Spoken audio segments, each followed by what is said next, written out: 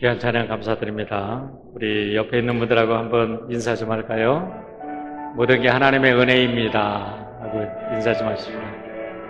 모든 게 하나님의 은혜입니다.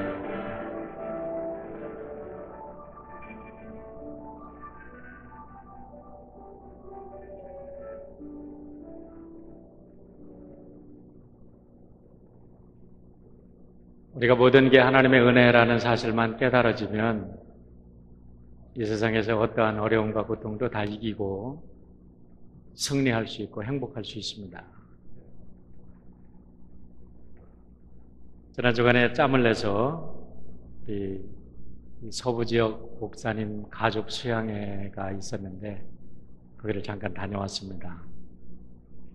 주일 새벽에 우리 김병희 권사님께서 하늘나라 가셔서 올해는 가족 수양회를 못 가나 보다 그랬는데 장례 일정이 은혜롭게 잘 진행이 돼서 수요일 날 아침 예배를 드리고 올라갔다가 어저께 내려왔습니다. 오랜만에 목회자들이 이곳저곳에서 흩어져서 있다가 함께 모여서 함께 그동안 목회했던 이야기 나누고 또 어린아이들과 함께 즐거운 시간도 갖고 그러면서 많이 회복이 되어가고 또 많은 은혜도 받고 이렇게 헤어집니다. 그리고 또 1년을 또 열심히 삽니다. 근데 작년에도 그러고 올해는 우리 목회자들 자녀들이 목회자 자녀로서의 삶을 나누는 그런 시간들이 있었어요. 저는 하루 늦게 갔기 때문에 그 얘기를 못 들었는데 첫날 중학교 다니는 어린아이가 목회자 자녀로 살아가는 그 이야기를 나누는데 거기에 참여한 모든 사람들이 울었답니다. 너무너무 감동을 많이 받았다. 아이들이 그런 아픔이 있는지 몰랐다. 그러면서 그 이튿날까지 이야기하는 얘기를 들었습니다. 모든 분들이 떠나고 나서 저희 아내와 둘이 쉬면서 존 스타인백의 고향 살리나스를 방문하는 좋은 시간이 있었습니다. 분노의 포도로 잘 알려진 작가 존 스타인백의 고향이 몬트레이에서 한 17마일 올라가니까 그 살리나스라는 그 농촌 그 지역에 존 스타인백이 태어나고 거기서 자라고 또 거기에서 작품을 쓰고 그랬는데 그분이 거기에 뮤지엄이 있더라고요. 근데 그 뮤지엄을 돌아보면서 느낀 것이 100년도 채 안 됐는데 미국이 이렇게 가난했던 시절이 있구나. 이렇게 정말 어렵고 힘든 시절이 있었구나. 요즘에 중부 지역에 미국의 곡창지대가 가물어서 옥수수들이 다 말라 죽는다고 하는데 그때 1930년대도 그 미국의 중서부, 남서부를 중심으로 너무나 가뭄이 심해서 많은 사람들이, 농민들이 고통을 당하고 또 모래 폭풍이 닥쳐서 수많은 사람들이 농사 짓던 모든 것을 다 잃어버리고 힘들어했던 그런 일 때문에 30만 명이 넘는 난민들이 캘리포니아로 이주를 왔답니다. 그러는 과정을 이제 분노의 포도라는 한 과정을 그리면서 쓴 작품인데 그 존 스타인백은 농부의 아들로 태어나서 그렇게 농민들을 사랑하고 또 그들을 대변하는 아름다운 작품을 썼어요. 근데 보니까 그것을 보면서 참 우리는 아무리 어렵게 살아도 불평할 게 없다라는 생각을 다시 한번 하고 왔습니다. 고맙다. 정말 감사하다. 우리가 누리고 있는 이 풍요로움, 이 아름다운 이 모든 것, 것을 물려주기 위해서 이곳에 살았던 우리들의 선배들이 너무나 많은 고통과 아픔을 겪고 그들이 처절한 생명을 바쳐가면서 이 땅을 일구어서 우리들에게 이것을 내려주었다라는 생각입니다. 여러분, 아무리 힘들고 어려워도 그 속에서 실망하지 않고 미래를 개척한 그런 사람들이 있기에 오늘 여러분과 제가 이런 풍요를 누립니다. 오늘 우리가 어려움을 당하는 사람도 있다 할지라도 또 우리가 힘들고 어려워도 이 속에서 이것을 극복하고 이겨내면 우리의 후손들도 또 우리들에게 고마워하는 그런 시절이 있을 것입니다. 한 초로의 신사가 스포츠카를 타고 프리웨이를 멋지게 달리다가 자기도 모르게 속력을 냈답니다. 80마일을 넘어서 90마일대로 진입을 하는데 경찰차가 반짝반짝 하면서 뒤를 따라오더래요. 그런데 이 사람이 놀래가지고 더 막 스피드를 이제 엑셀라이더를 밟아가지고 100마일이 넘었습니다. 그러나 경찰차가 막 사이렌을 부르면서 따라와가지고 서라고 해도 이제 붙잡혀서 섰거든요. 이 경찰이 이렇게 보니까 이 사람이 무슨 범죄자 같지는 않고 그래서 이렇게 얘기를 하더랍니다. 오늘이 금요일 이제 내가 off duty를 시작하는 시간이 30분밖에 남지 않았는데 나도 당신의 주말을 망치고 싶지는 않다. 왜 이렇게 나를 보고도 주랭랑을 쳤는지 내가 들어보지 못한 이유를 잘 대면 내가 당신을 용서해 주겠다고. 그랬더니 이 사람이 하는 말이 4년 전에 내 부인이 이 프리웨이 경찰하고 눈이 맞아서 도망을 갔는데 당신을 딱 보는 순간에 그 사람이 내 마누라를 다시 데려다 주는 줄 알고 깜짝 놀라서 도망갔노라고 그리 얘기를 했답니다. 용서를 받았는지 안 받았는지 모르겠지만 여러분, 우리는 임기응변으로 거짓말을 하고 둘러칠 수 있어도 성경은 그 말에 책임을 져야 한다고 이야기합니다. 말이 중요하다는 겁니다. 성경은 말을 통해서 세상이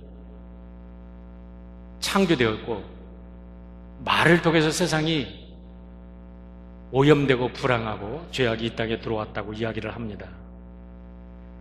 오늘 예수님의 말씀도 이제 산상수훈을 말씀하면서 예수님께서 제자들의 그 성품에 대해서 말씀하신 후에 실천사항에 대해서 처음 말씀하신 게 살인입니다. 두 번째가 간음에 대한 이야기고 지난주에 잠깐 비추고 넘어갔지만 세 번째가 이혼에 대한 문제인데 이와 같은 중요한 이야기를 하면서 그 많은 주제 중에서 예수님께서 네 번째로 우리들에게 말씀하시는 것이 말에 대한 겁니다. 오늘 말씀을 보면 맹세에 대한 이야기로 우리가 생각하기 때문에 우리가 오해하기가 쉽습니다.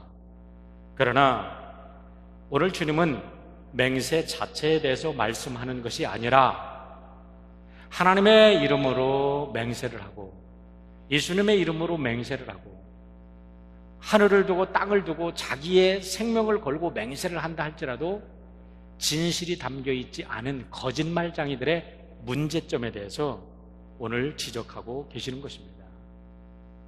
여러분, 우리는 말의 열매를 먹고 삽니다. 말은 영혼의 양식이 되기도 하지만 영혼의 독이 되기도 합니다. 오늘날 우리가 사는 사회는 너무나 심각한 문제는 책임 없는 말들을 너무나 많이 한다는 겁니다.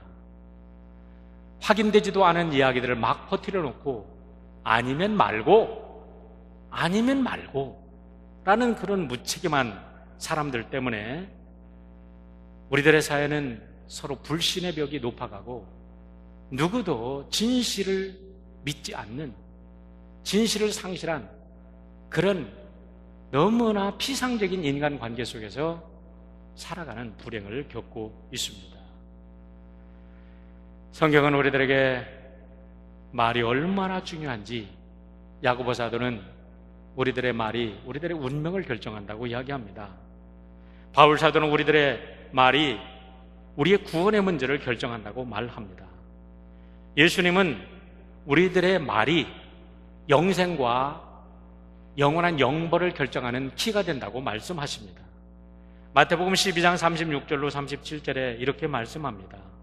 내가 너희에게 이르노니 사람이 무슨 무익한 말을 하든지 심판날에 이에 대하여 신문을 받으리니 내 말로 의롭다함을 받고 내 말로 정죄함을 받으리라 라고 말씀합니다. 그러면서 오늘 주님은 맹세하지 말라라고 말씀하시는데, 이것은 맹세 자체가 문제가 아니라 맹세를 너무나 남발합니다. 하나님의 이름을 너무 남발합니다. 그렇지만 하나도 지키지 않고 언제나 거짓말하는 자들의 문제를 이야기하고 계시는 것입니다. 하나님 앞에서 우리가 정직한 약속을 하고 그 약속을 지켜내는 것은 얼마나 중요한지 모릅니다. 하나님 앞에서 건전한 맹세를 하고 나실인의 삶으로 우리가 결단을 하고 자기의 삶을 드리는 것 얼마나 귀한 일인지 모릅니다. 누가복음 9장 62절에 보면 예수님께서 이렇게 말씀하십니다. 손에 쟁기를 잡고 뒤를 돌아보는 자는 하나님 나라에 합당치 아니하니라 하시니라 라고 말씀합니다. 쟁기를 붙잡고 뒤를 돌아보는 자, 하나님 나라를 위해서 살겠다고 결단한 자가 다시 뒤를 돌아보는 것은 합당치 않다. 그런 사람들은 하나님 나라에 들어가지 못한다라고 말씀하시는 것입니다. 여기에도 은인 중에 맹세가 들어있습니다. 주님은 이와 같은 맹세를 결코 비난하는 것이 아닙니다. 문제는 그 맹세가 자신의 진실을 증명하기 위한 맹세가 아니라 자신의 거짓을 은폐하기 위한 맹세일 때 문제가 된다는 것입니다. 다른 사람들을 축복하고 자기를 데려 하나님께 영광을 돌리기 위한 거룩한 맹세가 아니라 다른 사람들을 속여서 자신의 이권을 채우기 위한 맹세의 남발이기 때문에 문제라는 것입니다. 그래서 그런 자들에게 주님은 맹세하지 말라고 말씀하시는 것입니다. 33절에 그 말씀 자체에는 아무런 문제가 없는 말씀입니다. 옛사람에게 말한 바 헛맹세를 하지 말고 내 맹세한 것을 주께 지키라 하였다는 것을 너희가 들었으나 그랬어요. 자, 지키라 하였다. 거기까지 보면 무슨 문제가 있습니까?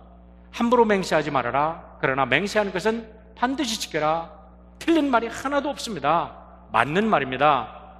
하나님을 믿는 사람들이 하나님의 이름으로 맹세했으면 반드시 지켜라. 얼마나 좋은 말씀입니까? 10계명의 3계명에 보면 하나님의 이름을 망령되이 열깃지 말라라고 말씀하셨는데, 그 하나님의 이름으로 맹세를 하고 그 맹세를 지켰는데 뭐가 나쁘다는 말입니까? 좋은 것입니다. 문제는 당시에 서기관들과 바리새인들이 맹세를 하되 그들은 자기들의 탐욕과 이권을 위해서 그 맹세를 사람들에게 강요했다는 것입니다. 그 말씀이 마태복음 23장 16절에서 24절에 나오고 있습니다. 화 있을진저 눈먼 인도자여, 너희가 말하되 누구든지 성전으로 맹세하면 아무 일 없거니와 성전에 금으로 맹세하면 지킬지라 하는도다. 어리석은 맹인들이여, 어느 것이 크냐? 그 금이냐? 그 금을 거룩하게 하는 성전이냐? 너희가 또 이르되 누구든지 제단으로 맹세하면 아무 일 없거니와 그 위에 있는 예물로 맹세하면 지킬지라 하는도다. 맹인들이여, 어느 것이 크냐? 그 예물이냐? 그 예물을 거룩해 하는 제단이냐? 그러므로 제단으로 맹세하는 자는 제단과 그 위에 있는 모든 것으로 맹세하며, 또 성전으로 맹세하는 자는 성전과 그 안에 계신 이로 맹세하며, 또 하늘로 맹세하는 자는 하나님의 보좌와 그 위에 앉으신 이로 맹세함이니라. 23절이 중요합니다. 화 있을진저 외식하는 서기관들과 바리새인들이여, 너희가 박하와 해양과 근처에 11조는 들이되 율법에 더 중한 바 정의와 긍휼과 믿음은 버렸도다. 그러나 이것도 행하고 저것도 버리지 말아야 할지니라. 맹인된 인도자여, 하루살이는 걸러내고 낙타는 삼키는 데다 라고 예수님이 그들을 비난하십니다.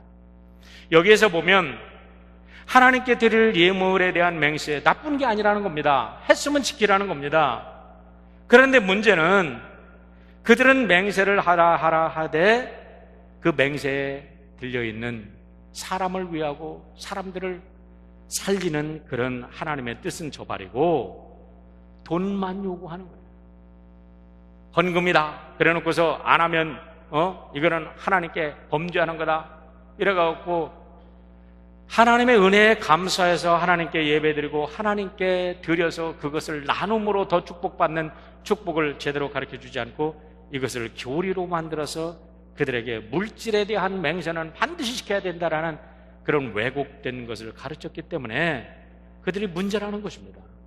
마가복음 7장 11절에 보면 고르반이라는 것은 하나님께 드렸다는 겁니다.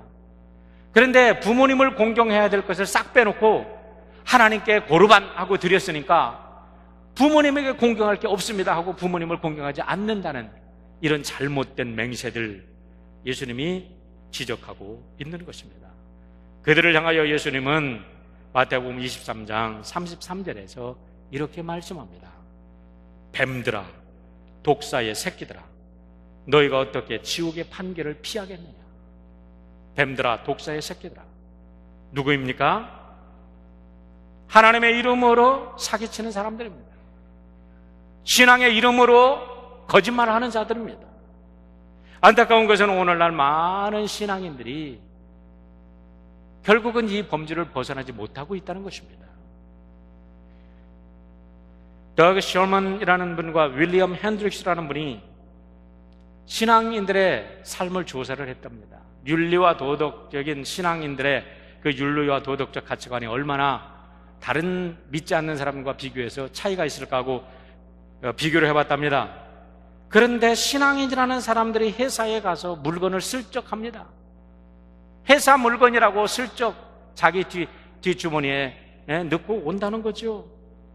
회사에 가서 개인 전화, 멀리 국제통화 회사 거라고 마음대로 하고 교회 거라고 해서 마음대로 하고, 그리고 전부 다 교회의 회사 전화 마음대로 쓰면 결국은 성도님들이 헌금한 그 금 같은 경비들이 거기서 다 나가는 건데, 교회 물건이라고 마음대로 쓰고 버리고 관리하지 않고 회사에 나가서 개인 용도로 시간을 허비해요.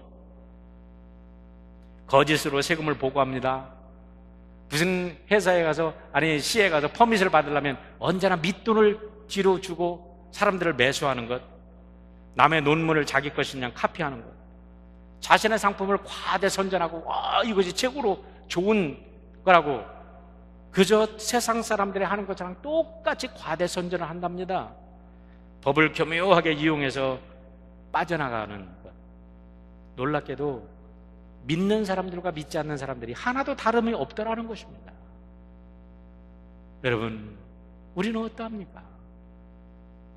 맹세라는 것, 하나님의 이름으로 맹세하는 것, 바로 이것을 지적하는 것입니다. 제가 우리 교회에 와서 새신자 우리 새가족들이 빨리 교회에 정착하도록 6주 코스 새가족 정착 코스를 만들어서 이번에 20번째입니다. 매번 6주씩 거쳤으니까 오늘로 118주를 거쳤어요. 그래서 6주씩 우리 새가족들이 공부를 하고 이제 저와 알고 우리 교회를 알아가십니다. 그런데 새가족 공부를 하면서 보니까 90% 이상이 새 신자는 없어요. 다 믿다가 오신 분들입니다.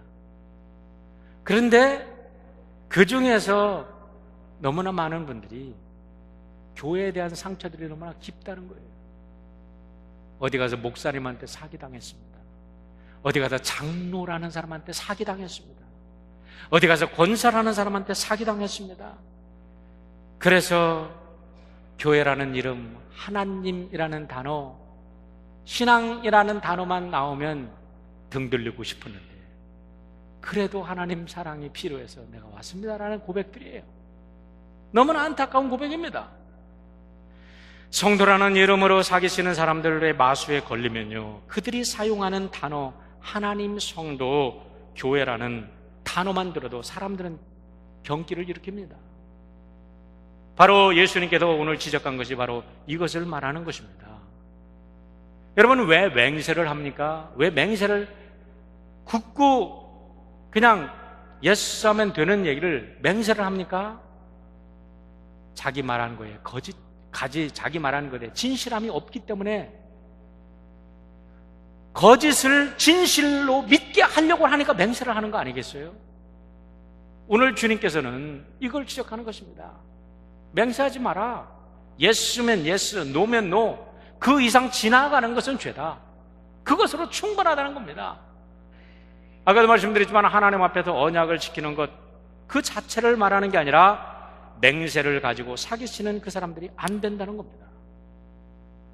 한 사람의 신앙인이 미꾸라지처럼 온 웅덩이를 흐린다고 한 사람이 거짓말함으로 윌셔교회 어느 갔더니 어느 장로님이 사기를 쳤대. 윌셔교회는 사기치는 교회. 이렇게 된다는 거죠. 윌셔교회 뿌립니까? 기독교인들 사기치는 사람들, 이렇게 되는 거 아니겠습니까? 그런데 안타까운 것은 거짓말하는 사람들을 만나보니까 이 사람들이 자기가 거짓말하는 줄을 모르고 있다는 거예요. 이제 거짓말이 상습화가 아주 상습적으로 거짓말을 해가지고 자기가 거짓말을 하는지 안 하는지도 모르는 정도로 영혼이 이것이 파멸된 안타까운 사람들을 만나게 됩니다. 개구리를 뜨거운 물, 끓는 물에다, 뜨거운 물에다 넣으면 개구리가 펄쭉 떠오르서 산답니다. 근데 개구리를 찬물에 넣고 살살 데우면은 개구리가 좋아가지고 헤엄치다가 물이 뜨거워져서 펄펄 끓는데도 거기서 헤엄치다가 그냥 삶아 죽는답니다. 한 가지, 두 가지 거짓말을 하다가 자기가 거짓말이 뭔지 몰라요. 자기의 거짓말을 정당화하기 위해서 하나님을 교묘하게 하나님 말씀을 이용합니다. 합리화시킵니다. 정당화시킵니다. 헛맹세를 합니다. 그러다가 그것이 생활이 되니까 이것이 거짓인 줄 모르고 거짓을 한다는 거죠. 그런 분들을 만나보니까요, 너무 괴로워요. 얘기를 들어주자니 괴로워요. 이 사람이 또 무슨 거짓말을 하고 있나? 안 믿는 것이 더 괴로워. 이게 말을 하는데 이거 믿어줘야 될지 말아야 될지 고민스럽고, 이 사람 앞에서 이 얘기를 하면 이 거짓말하는 사람이 제 말을 가지고 또 가서 어디 가서 또 어떤 거짓말을 할까, 그것까지 걱정이 되는 안타까운 삶을 우리가 경험합니다. 실제적으로 신앙의 이름으로, 목회자의 이름으로, 교회의 직분자의 이름으로 이런 거짓말을 하고 있으니 어떻게 여러분 우리가 크레딧을 받고 살아갑니까? 오늘 예수님이 바리새인과 서기관들에게만 지적하는 것입니까? 아닙니다. 괴롭고 힘들지만 우리를 향하여 하시는 말씀입니다. 더사나 안창호 선생이 이런 명언을 막 남기셨다고 합니다. 죽더라도 거짓이 없어라. 농담으로라도 거짓말을 하지 말라. 꿈에라도 성실을 잃었거든 통회하라. 거짓이요, 너는 내 나라를 죽인 원수이며 내 죽어도 평생의 거짓을 아니하리라 라고 말씀하셨다고 해요. 그렇습니다. 여러분, 우리의 언어는 우리의 존재임을 잊지 말아야 합니다. 하이데거라는 사람이 언어는 존재의 집이라고 이야기를 했다고 많은 사람들이 그 사람의 이름을 들먹거립니다. 그렇습니다. 언어는 우리의 존재 자체를 나타냅니다. 그런데 예수님은 훨씬 더 강력한 말씀을 훨씬 더 먼저 하셨어요. 뭐냐면 우리들의 언어가 그 사람의 열매요, 존재의 열매라는 것입니다. 마태복음 12장 33절로 37절에 이렇게 말씀하십니다. 나무가 좋으면 그 열매도 좋고 나무가 나쁘면 그 열매도 나쁘다. 그 열매로 그 나무를 안다. 독사의 자식들아, 여기서도 독사의 자식들아, 너희가 악한데 어떻게 선한 것을 말할 수 있겠느냐? 마음에 가득 찬 것을 입으로 말하는 법이다. 선한 사람은 선한 것을 쌓아두었다가 선한 것을 내고, 악한 사람은 악한 것을 쌓아두었다가 악한 것을 낸다. 내가 너희에게 말한다. 사람들은 심판날에 자기가 말한 온갖 쓸데없는 말을 해명해야 할 것이다. 너는 내가 한 말로 무죄 선고를 받기도 하고 내가 한 말로 유죄 선고를 받기도 할 것이다 라는 거죠. 우리가 한 말 쓸데없는 게 하나도 없다는 겁니다. 우리가 한 말을 가지고 심판날 마지막 날 그때에 하나님은 그걸 가지고 심판하신다는 것입니다. 어떤 사람들은 화려한 말로 사람들의 영혼을 사버리고 맙니다. 그러나 아무리 화려한 말일지라도 진실이 담기지 않은 말은 그 사람의 영혼을 죽여버리고 맙니다. 여러분, 말을 잘하려고 하지 말고 말을 진실하게 할 필요가 있습니다. 해야 합니다. 제가 얼마 전에 이웃집 교회의 장로님, 이제 장로님께서 안수를 받으시고 세워진다고 그래서 갔습니다. 제가 유학 처음 와서 섬기던 우리 러스펠레스 교회였습니다. 그때는 집사님이셨는데 그분 성함을 말씀드리면 신뢰가 되니까 성함은 말씀 안 드리고 우리 김 장로님이십니다. 근데 그분이 장로님의 안수를 받으시면서 선배 장로님께서 그분을 소개하세요. 그분은 말을 좀 더듬습니다. 근데 소개하시는데 우리 김 장로님이 예스 하면 예스입니다. 노 하면 노입니다. 그런데 얼마나 은혜 받은지 몰라요. 얼마나 좋습니까? 그분이 예스 하면 예스고 그분이 노 하면 노잖아요. You are Christian, I'm a Christian 하면 그걸로 그냥 모든 크레딧이 끝나야 되잖아요. 거기에 왜 미사 요구가 붙어야 되고 거기에 왜 많은 것이 붙어야 됩니까? 군더더기가 왜 붙어야 합니까?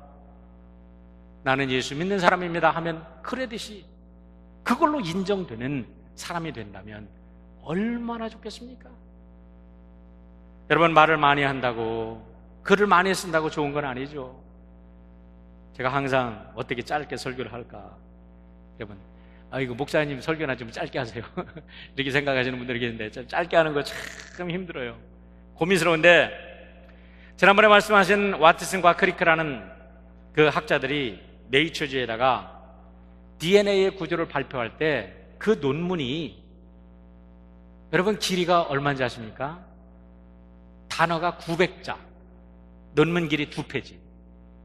그런데 그 논문, 그 짧은 2페이지의 단어 900자가 20세기 최고의 역사를 바꾼 논문으로 평가되고 있습니다. 1863년 11월 남북전쟁이 끝나고 전몰장명 추모식에서 게티스버그라는 그곳에서 전몰장명을 추모할 적에 하버드 대학 총장께서 에드워드 에버렛이라는 총장께서 장장 2시간 동안을 열정을 다해서 설교를 했답니다. 얼마나 사람들이 막 열광했는지 모른답니다. 그런데 그 뒤에 링컨 대통령이 5분짜리 설교 272단어 5분짜리 설교했는데 그것이 세계 최고의 명설교로 남아 있습니다. 지난번에도 말씀 여러 번 들었는데 존 내쉬라는 분이 프린스턴 대학의 우리 경제학 교수고 그 양반은 세계 수학 교수고 경제학 노벨상을 타신 분입니다. 근데 그분이 케네디 공대에서 하버드 대학을 갈 때 추천서에 그분 주인 교수가 이분을 추천했을 때 추천서가 딱 한 문장입니다. This man is a genius. 이 친구는 천재입니다. That's it. 그게 그 사람의 추천서라는 거예요. 여러분, 우리가 추천을 할 때 저도 가끔 추천서를 많이 씁니다. 써달라고 합니다. 이 사람은 우리 윌셔 교회의 교인입니다. 한마디로 인정받는다면 얼마나 좋겠나. 얼마나 좋겠나. 사랑하는 성도 여러분, 우리가 나는 그리스도인입니다 라는 그 한마디로 우리들의 모든 추천서가 끝나는 역사가 있기를 주의 이름으로 축원합니다. 올림픽이 열릴 때마다 감동을 선물하는 선수들이 있죠. 이번에 우리 믿음 좋은 박주영 선수가 또 큰일을 해냈어요. 또 유도에서 금메달을 딴 김재범 선수는 하나님께 그렇게 기도했대요. 하나님, 내가 금메달을 따가지고 하나님께 세리모니 하는 것을 하나님께 돌리게 해달라고 그렇게 기도했는데 금메달을 땄다 그래요. 근데 양학선 선수라는 친구의 이야기가 참 우리들에게 감동적입니다.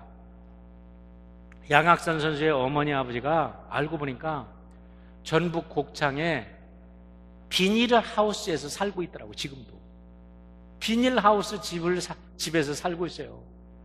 이 친구가 얼마나 가난한지 매일 그 훈련, 국가대표 선발대 가서 훈련하는데 거기서 나오는 돈을 조금씩 모아서 매달 그것을 아껴가지고 부모님한테 매달 보내주는 것, 그거 가지고 부모님들이, 아버지가 매일 그거 책값하는 거예요. 때가 되면 그 돈 왔나? 그 돈 왔나? 그게 얼마나 귀한지. 그런데 그 친구가 런던에 가면서 이런 편지를 썼더라고요. 그 편지가 그 친필로 한 쪽지가 그대로 사진이 찍혀서 인터넷에 떴습니다. 사랑하는 아빠 엄마께, 엄마 나 내일 런던 가네. 시간이 빠른 것 같기도 하고 느린 것 같기도 하고, 나 런던 가면 시간도 안 맞으니까 전화도 자주 못 하겠네.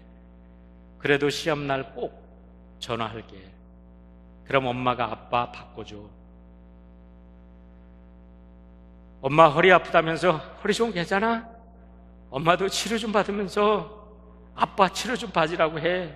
나는 런던에 가서 밥 잘 먹고 잘 자고 연습 잘해서 시합 때 멋진 모습 보여줄게. 엄마 아빠 아들 믿지? 아들 잘하고 올게. 응원 많이 해줘. 사랑해. 막내 아들 학선이가. 이런 카드를 보냈는데 감동이에요. 엄마가 아들에게 쓴 카드도 있습니다. 사랑하는 아들, 오늘도 힘이 들겠지? 하지만 그 힘든 시간이 빛을 발할 거야. 아들 힘내고 사랑해. 엄마가. 여러분, 이 기자들이 이 집을 취재하고 나서 감동을 먹었습니다. 감동 먹은 게 다른 게 아니라 이 부모님이 이 양학선 선수에게 내려준 진짜의 축복의 유전자는 뭐냐? 아무리 가난하고 아무리 힘들어도 거침없는 솔직함과 꿀리지 않는 당당함을 심어줬다는 거예요. 어머니가 나는 해초리를 들면서도 이해할 때까지 이유를 설명해 줬어요. 정말 대화를 많이 했죠. 서로 숨기는 게 하나도 없어요. 어머니한테 해초리도 많이 맞은 모양입니다. 가난하고 힘들죠. 그런데 엄마가 해초리를 들면서 그 아이가 이해할 때까지 그 이야기를 해줬다는 겁니다. 여러분, 우리가 진실이 담겨있는 해초리는 아이들을 살리고 아이들을 세워주는 겁니다. 부모님이 아이들에게 해줄 수 있는 최고의 선물이 스마트폰이 아닙니다.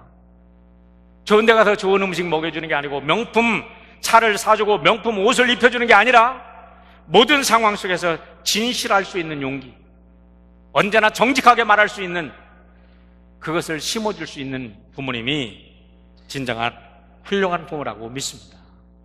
양학선 선수가 인터뷰를 했는데, 당신이 이제까지 당신에게 가장 큰 영향력을 준 사람이 누구냐? 당연히 나의 어머니다. 나의 어머니. 그러면서 엄마, 내가 금 따면 금으로 집 지어줄게요.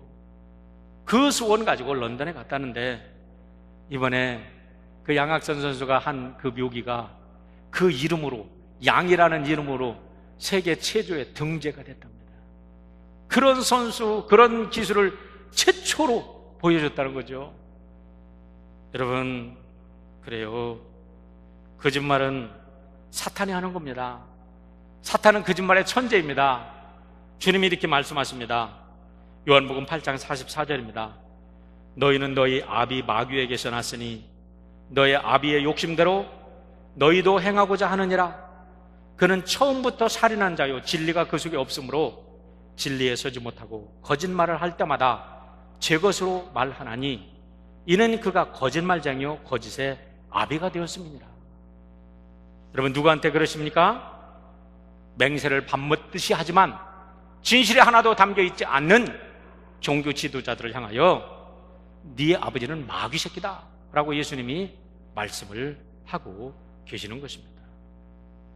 어느 시골길에 정치인들을 가득 태운 버스가 이게 컨퍼런스를 가기 위해서 가고 있었답니다.